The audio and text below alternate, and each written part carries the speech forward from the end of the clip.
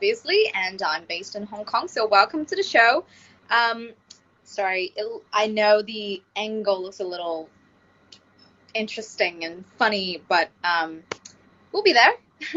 um, so I want to start today's broadcast by a slightly different note, not so relevant to Hong Kong, but I also want to pay tribute to the U.S. Supreme Court Justice RGB, Ruth Bader Ginsburg.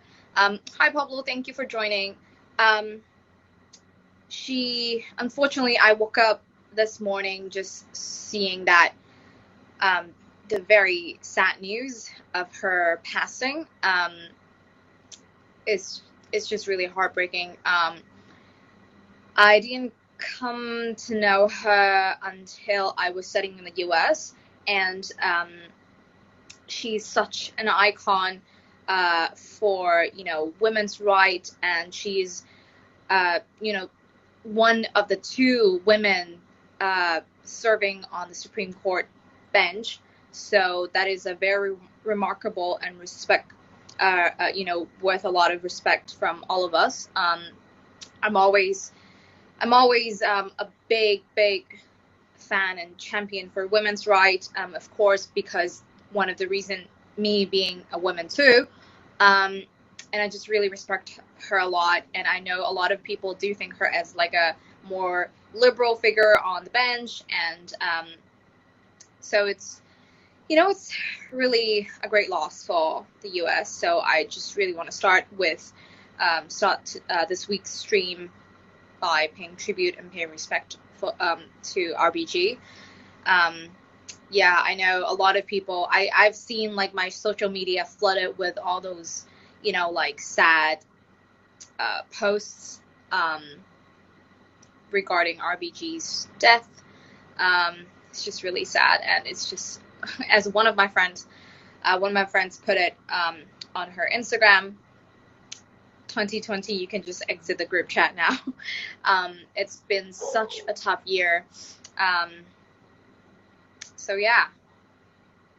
And just very interestingly, I also saw the news that, saying the Trump administration will be hoping to find a replacement for RBG as soon as possible. But contrastingly, there is another saying from RBG's granddaughter or great granddaughter, I forgot, saying that she hoped that she will not be replaced until a next president is installed. So I guess, what is RBG? RBG is Justice Ruth Bader Ginsburg. She is one of the Supreme Court justices in the United States. So in the United States, as far as I understand, that's right. So in the United States, once you're on that bench, on the Supreme Court justice bench, then it's like a permanent position. So you don't retire until either you died or I think that's the natural pathway for Supreme Court justice. Really, really sad, and such a great loss. But she's such an icon and a champion for women's right, fight for the women's rights. So definitely, I respect her a lot. All right, so let's get to our weekly show content. In a nutshell, this week in Hong Kong. Actually, the RBG news flows perfectly to another so-called Supreme Court justice story in Hong Kong. So recently, just yesterday, it was revealed that one of the foreign judges on Hong Kong's the equivalent to Supreme Court in the U.S. So it is our Court of Final Appeal, which is our top court in Hong Kong. So a foreign judge, James Spiegelman, he was his status as a non-permanent judge at the top court was revoked.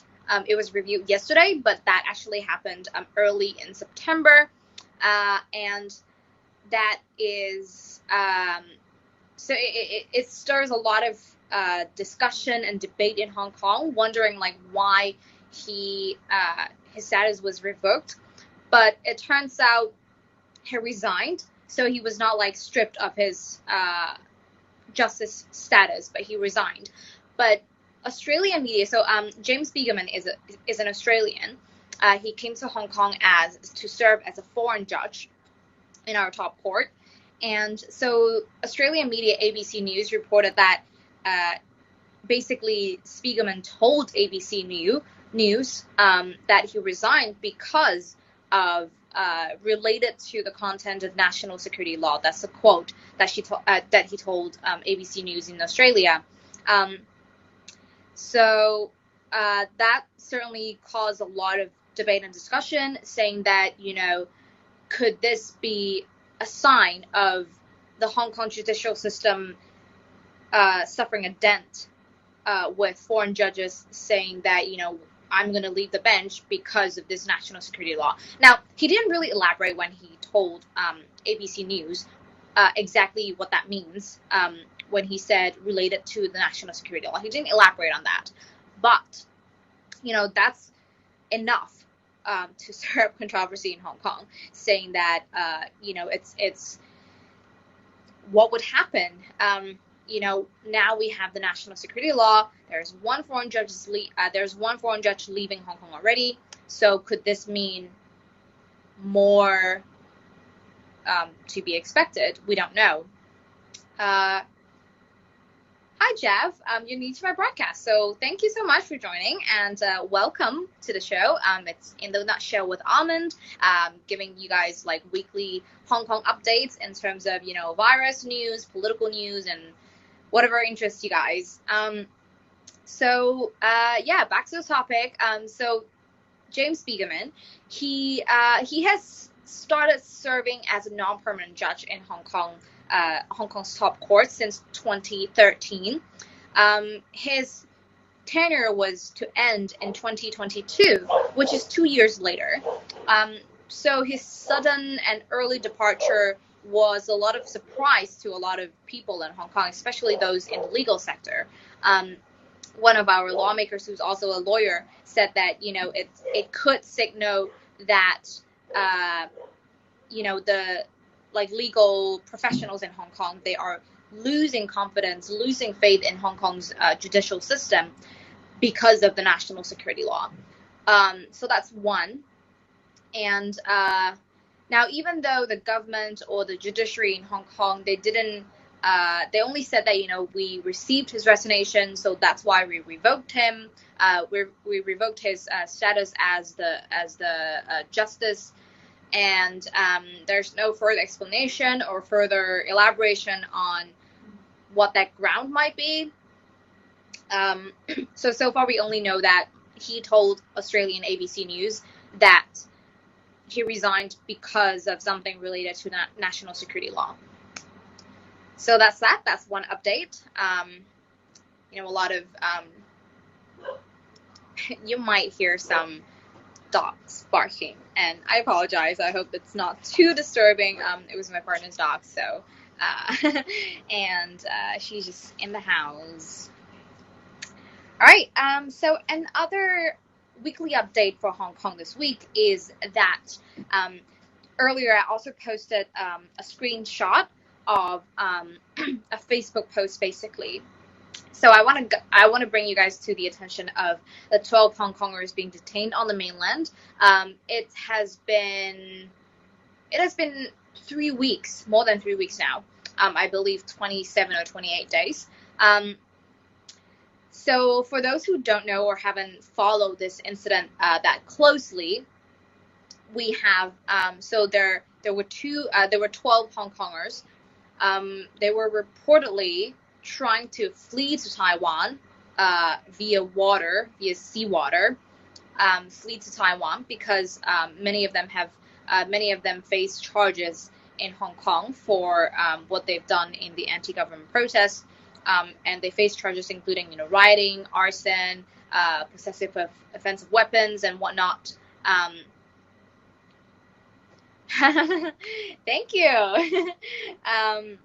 welcome to join us, Frank. And yeah, so the 12 Hong Kongers, they were reportedly trying to flee to Taiwan at that time, and they were caught by mainland authorities. Mainland, when I say mainland, I mean mainland Chinese authority. And they were caught. They were accused of crossing the mainland borders illegally, and they have been since detained on the mainland. So that happened in late August. So it has been 3 weeks, more than 3 weeks now, basically 27 or 28 days, as I said. So a lot of Hong Kong people have been trying to raise awareness around this issue, because this is it's very alarming, and it's very scary to a lot of Hong Kong people, because we do have a very robust legal system in Hong Kong, and Hong Kong people do trust the legal system, at least, in the past and until now. But a lot of people have expressed, worries and concerns regarding the Chinese legal system, because it's less transparent, it's less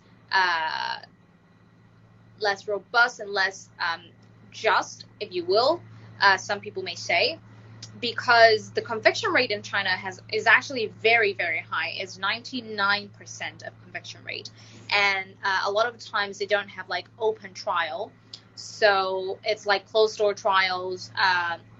Nothing would no information would be released until everything was settled. Everything, until that person, the defendant, got sentenced or convicted.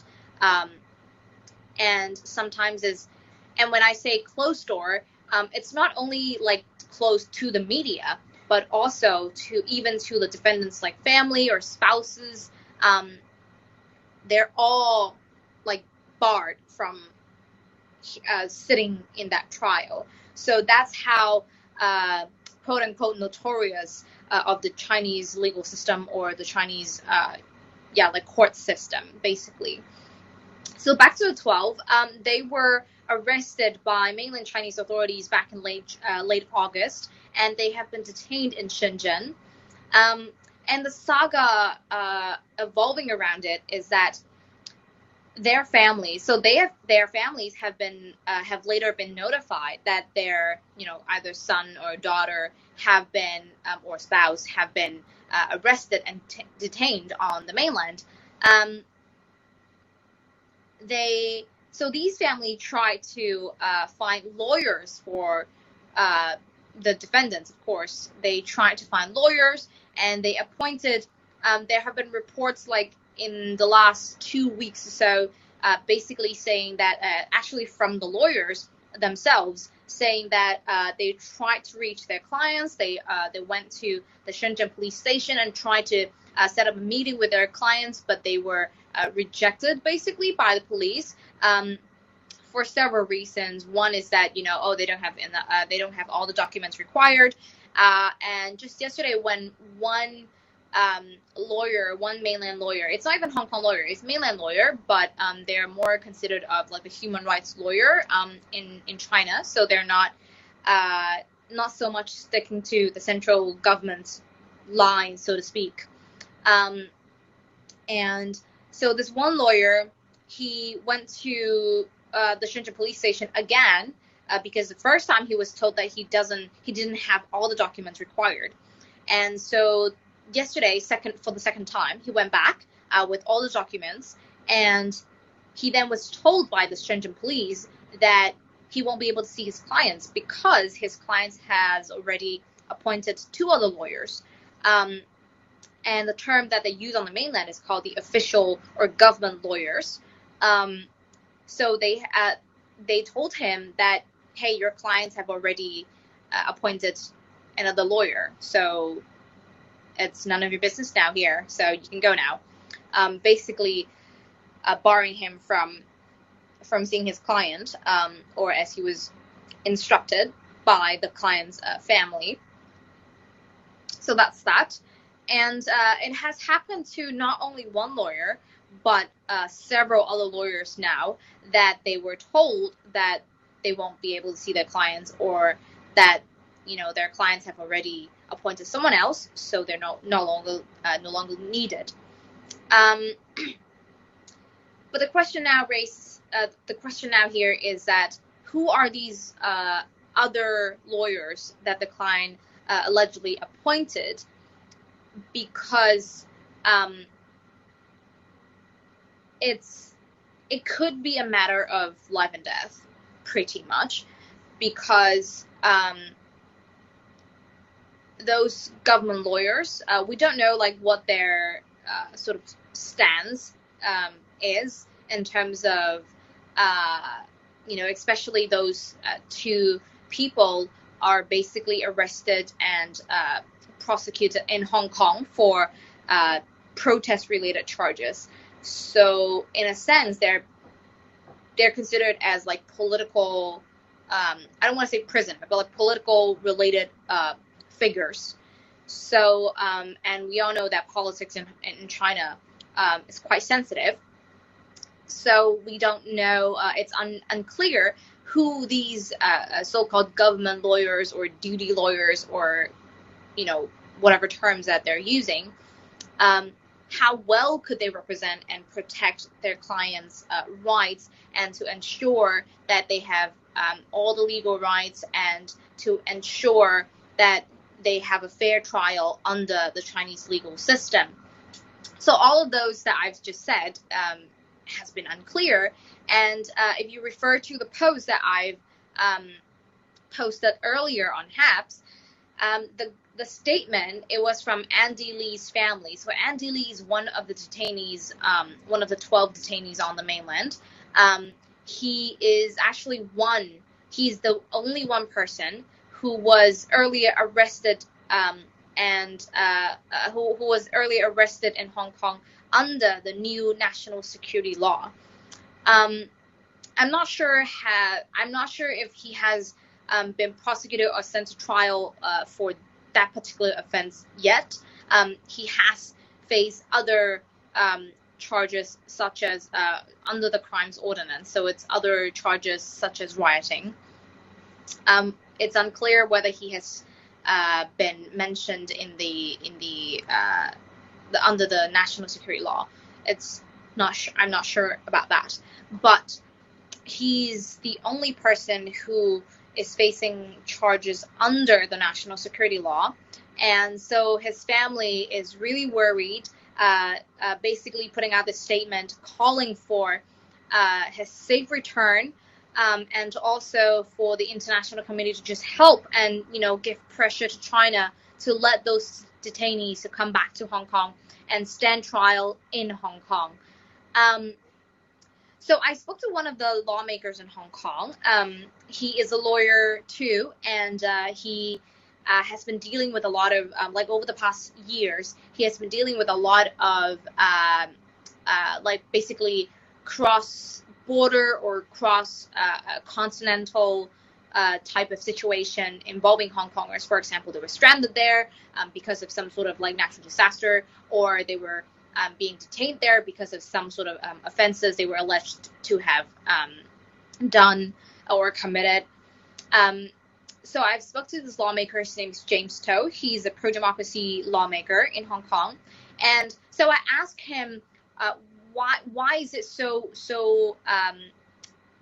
weird or sort of unprecedented for these people to have been detained on the mainland rather than being sent back to Hong Kong. If you listen to the government statement, so they're saying that because these people, they were caught in mainland waters, and because they committed an offense that is in the mainland laws, which is crossing the mainland borders illegally. So that's a mainland Chinese offense. So the government said it's because of that, where they were caught in mainland waters, the offense that they have committed, that is a mainland offense. And based on all those reasons, that's why their cases would be a mainland China's case, basically. So this is the Hong Kong government's position on this, saying that, well, this is out of our hands because it's mainland jurisdiction. So basically, that's what they said. Frank said, seems like Carrie Lam has a high wire act ahead. Well, we don't know that. I mean, it's really, everything's so unsure. But one thing we can be quite certain is that the SAR government is not likely to interfere and try to, do anything to either get them back or, they're not going to do that, because the government has been, the SAR government has been quite clear on this, saying that this is mainland jurisdiction, and so we will not intervene. We will not, try to get them back before the mainland can proceed with their procedures, like trials or whatever standard procedures that they have to do. So this has been the SAR government's stance. When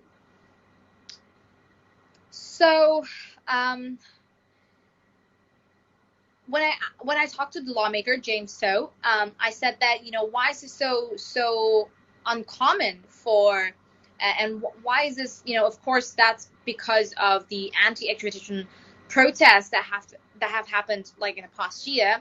Everyone has been like very weary about being sent to China for trials, for legal proceedings.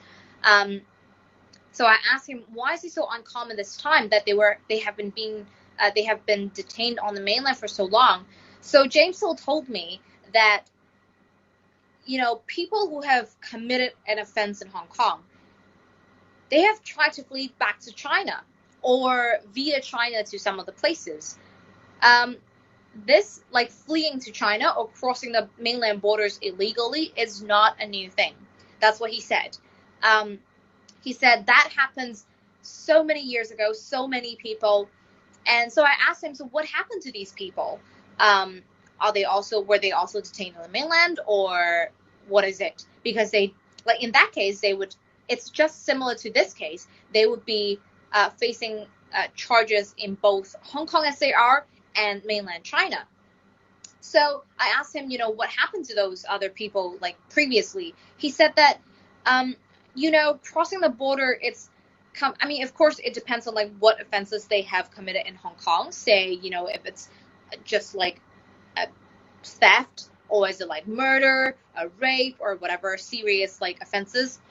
So he said that, but it's still like unprecedented in a sense that, because in the past, when these people are caught trying to escape to China or through China, they would most of the times being sent back to Hong Kong and said, to stand trial for their original offense, because that's what they were originally caught for, and the crossing the border illegally was just kind of like an add-on because they want to escape the original charges that they have in Hong Kong. Hi everyone, for those who just joined our stream, so this is In a Nutshell, the weekly show presented to you by Almond, me, in Hong Kong. So we're going to give you like weekly Hong Kong updates. And the topic that we're talking about right now is the 12 Hong Kongers being detained on mainland China for quote-unquote crossing the mainland borders illegally.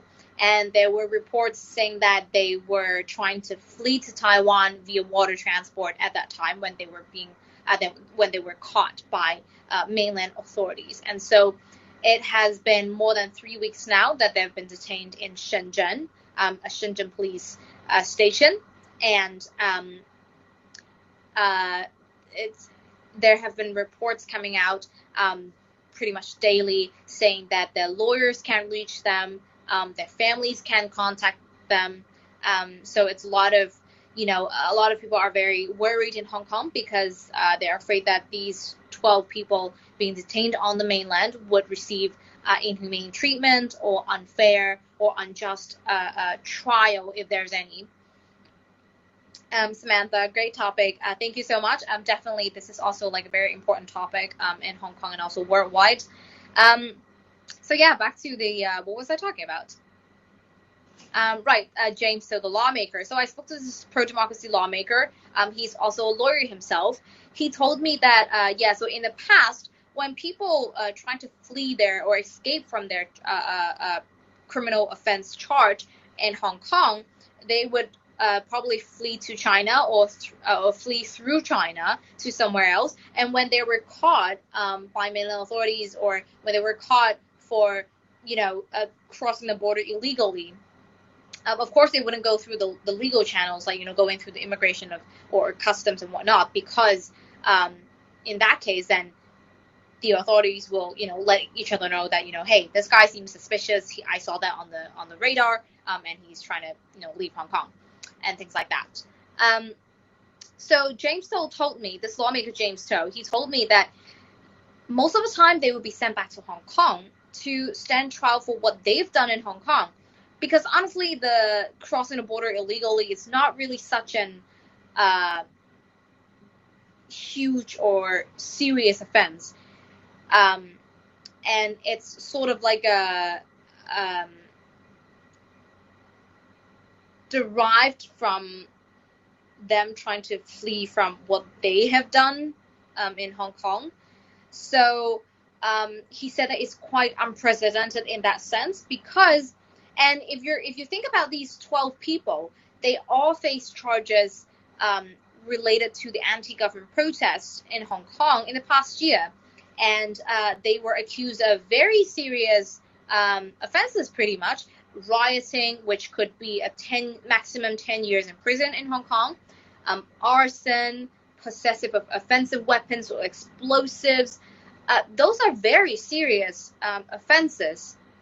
And so James Hill said that, it would be weird to, have them being detained or tried in the mainland for crossing the border illegally, but then not send them back to send, these more serious offenses.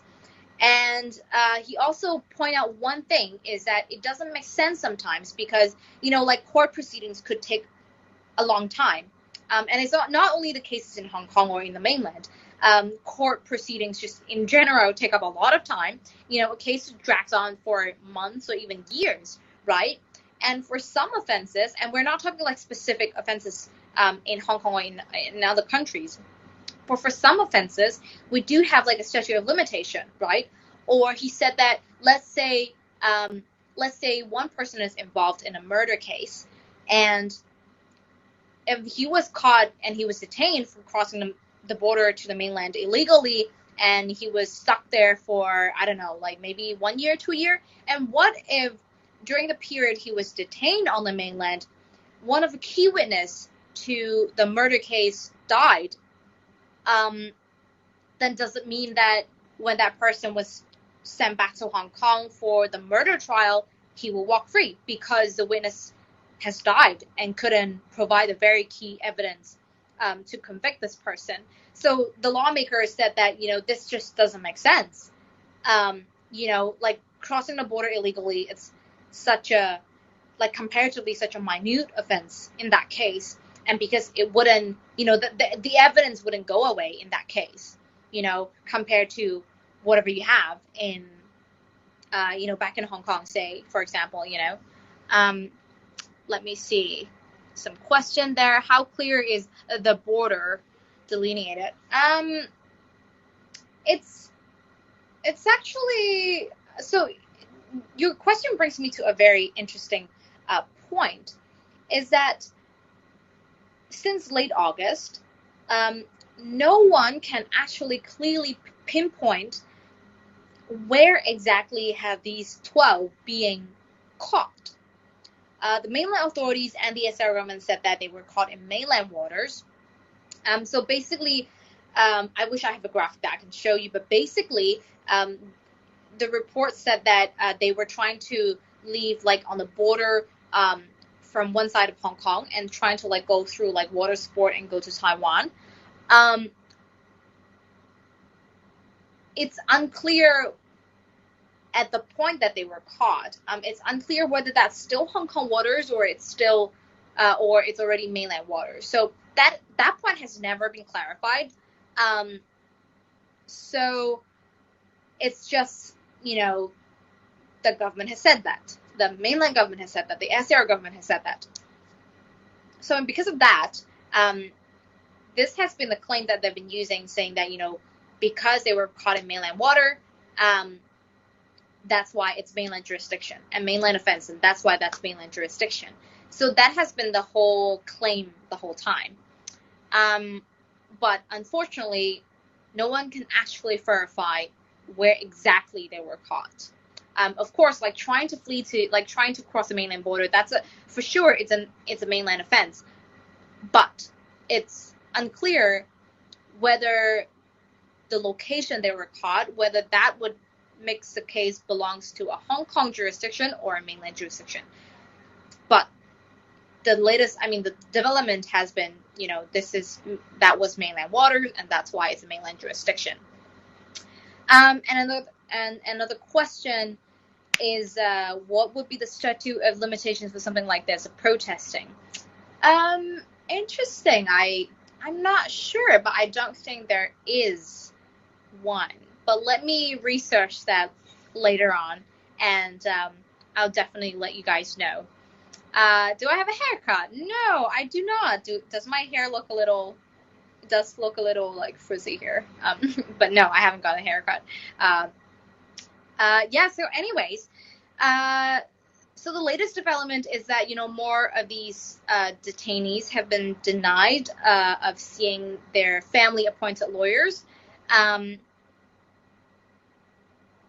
Oh, Samantha, no worries. That's a good question too. We do have in the U.S., I'm more familiar in that sense, with the U.S., a lot of statute of limitation and things like that in terms of some of the criminal offense, because I do watch a lot of documentaries and docuseries on U.S. crimes, and that's how I know. But anyways, it's I'm not sure, but I will definitely research that and get back to you. I would be interested in knowing that too. So the whole concern right now really is that, a lot of Hong Kong, especially pro-democracy activists, they're trying to keep this topic, really keep and raise the public awareness regarding these 12 people. It's been zero contacts between them and their family, and also with their lawyers, or family-appointed lawyers, rather. So a lot of people are worried about them, saying that it's really scary, and it's basically one thing that they have been protesting against is that rendition to China.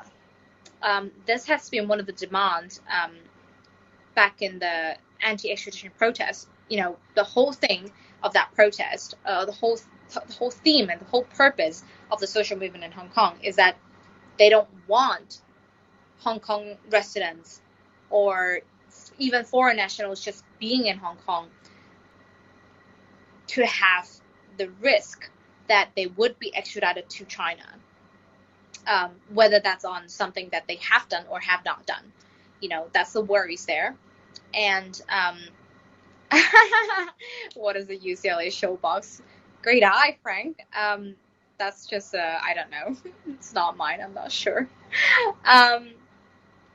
But yeah, so that's a worry, and this is the whole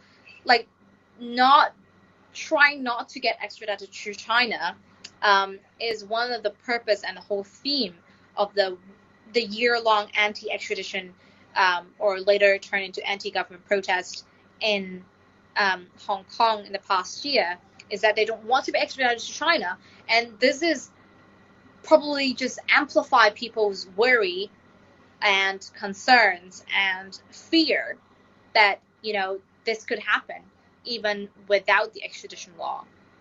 So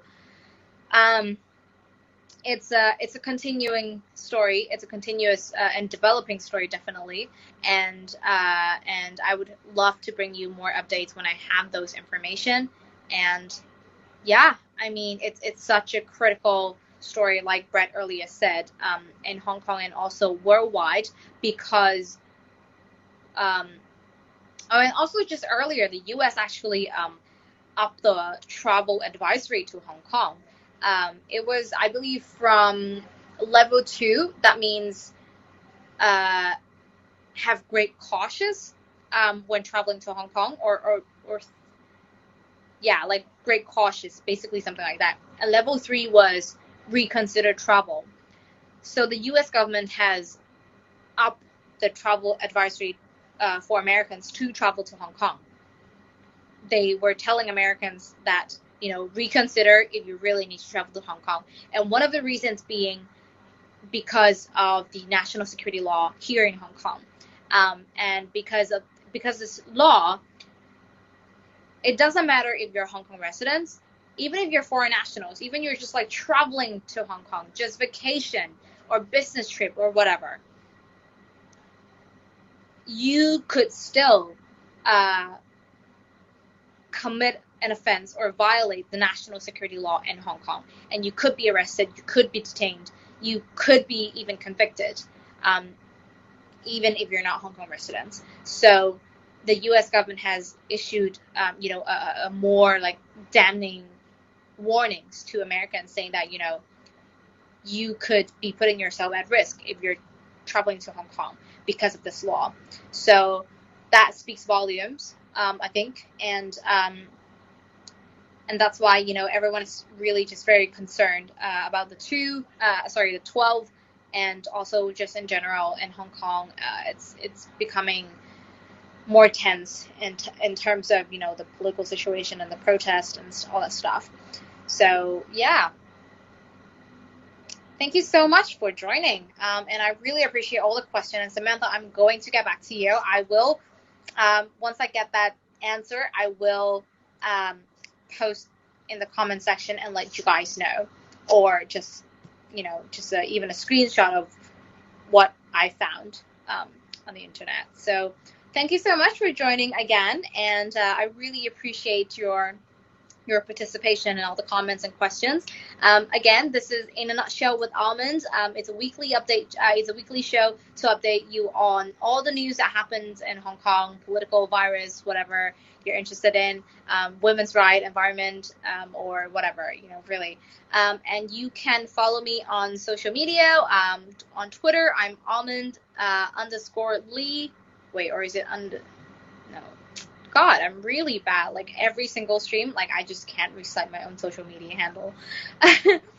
But anyways, Twitter, Instagram, Facebook, you can follow me. Just type Almond Lee. I'm sure you'll find me. You'll see my face and you'll be able to recognize me, hopefully. So and also subscribe and sponsor if you're interested in getting more news from Hong Kong. And I can't wait to see you guys next week. And thank you so much. Bye.